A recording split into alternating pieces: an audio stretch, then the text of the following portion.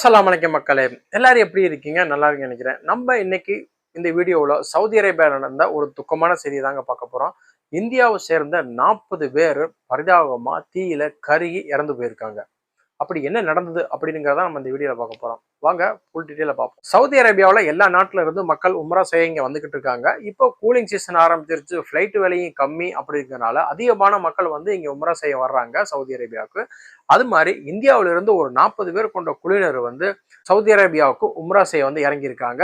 அவங்க வந்து தன்னோட கடமையை உம்ராவை சிறப்பா முடிச்சுட்டு யாத்திரைகள் மக்காவில இருந்து மதினா நோக்கி போய்கிட்டு இருக்கையில முன்னாடி போய்கிட்டு இருந்த ஒரு பெட்ரோல் டேங்க் லாரி மேல இந்த பஸ் எதிர்பாராத மோதிருச்சு.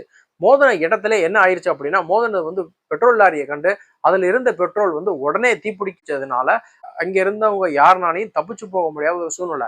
சவுதி அரேபியாவில் இருக்கிறவங்க எல்லாருக்குமே தெரியும், உம்ரா வரவங்களுக்கு தெரியும், எல்லாமே ஏசி பஸ்.